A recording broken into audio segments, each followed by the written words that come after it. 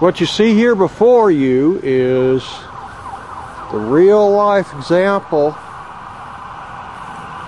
of the type of cable tool drilling rig that we just saw the model of inside.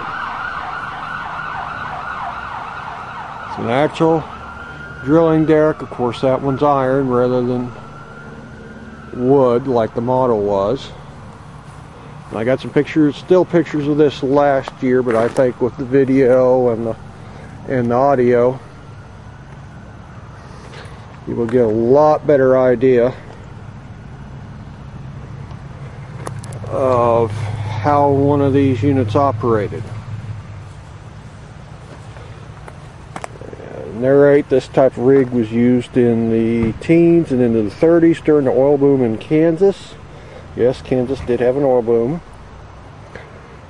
Three main sections make up the early rigs: the boiler, which was the energy source to power the steam engine that ran the rig; the derrick, which was made out of wood in the beginning and later changed to steel; and then the drilling floor, where the machinery and men worked together to drill a well. Sitting at the very top is the crown block. Block is a group of 6 pulleys, each providing lifting support for different objects attached below. The men worked 8 to 12 hour towers or shifts. It took a 5-man crew 5 days to build a rig. A different 3 to 5 man crew took 1 day to fit it with cables and tools, known as rigging up. And it took 30 days to drill approximately 2,500 feet if everything went well. The cable tool rig lifted and dropped the bit several times a minute, thus drilling a hole. And the closest thing today is, if you've ever seen a piling driven into the ground for bridge support, that might give you some idea. Each bit needed to be heated in the forge and dressed or hammered back into the proper diameter and shape. Well, I'd forgotten that the essentially big iron pointed weight, and when it got dull, they'd probably replace it with another one if they had it, and then take the first one out and hammer it back into a point in the forge. And some of the original rigs probably would have had a wooden structure around. I imagine this is more to protect the display. Of course, you're going to be out in all kinds of weather for 30 days. You might wish that you had some kind of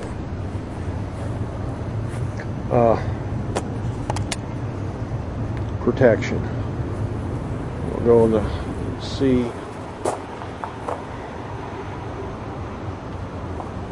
As you can see here, this is a steam engine. Or is, yeah, I believe that's steam. Yeah.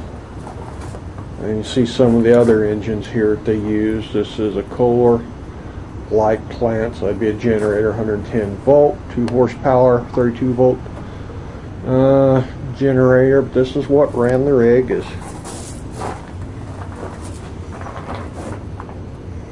the Acme from the Titusville Iron Works in Pennsylvania. So you had a power plant, or would originally been steam, later probably a gasoline engine or propane. And you see you run the big flat pulley up to a larger gear, or a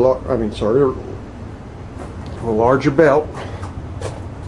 And that big pulley that you see there, that runs the crank that operates the walking table, we'll go see. And then, as you can see, there's other cables used as belts that run on forward into the drilling floor to run other machinery. Remember, on the model, you had a crank running one end of the walking table, and the other end will go in, run the cable up and down out of the ground that operated the drill point. can see the massive amounts of iron. You also see part of the same equipment run off the same motor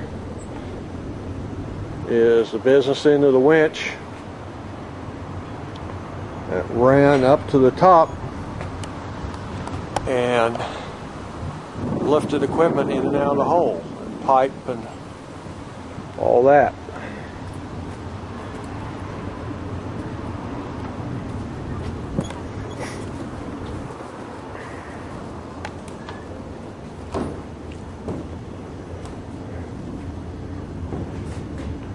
And so I told those large cables, actually ropes, running this heavier winch that also goes up to the top. That steel band on this end, as you could probably tell, is a brake, very much like the old emergency brakes on the back end, you'd see on transmission of an old truck, well, even a new truck.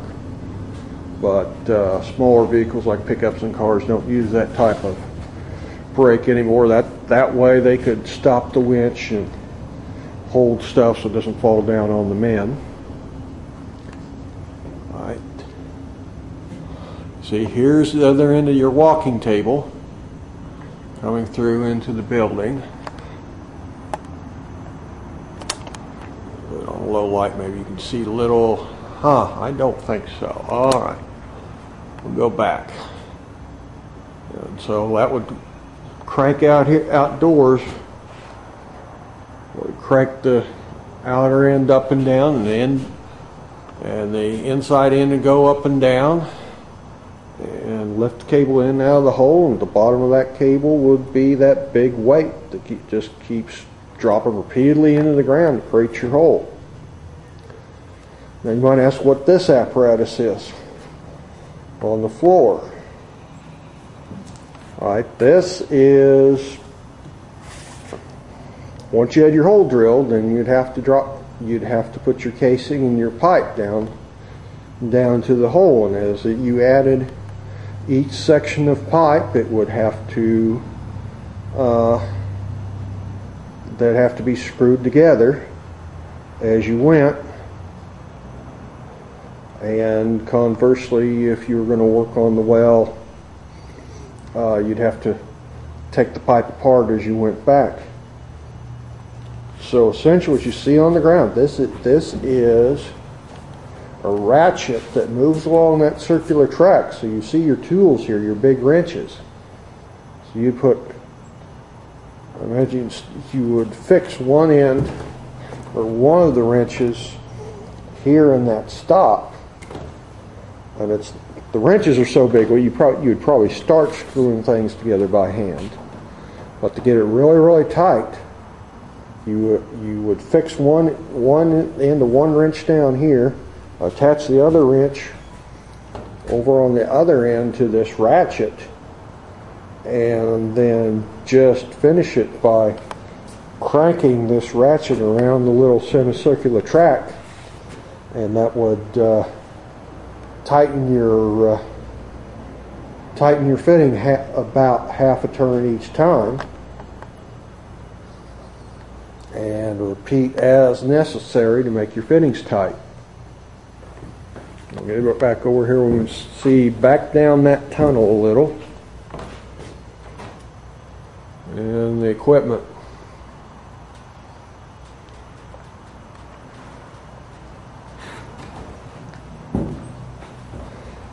So that should give you a little more insight as what was involved in drilling an oil well in the early days. We'll move on to some of the exhibits to show how oil was pumped once you had the well drilled.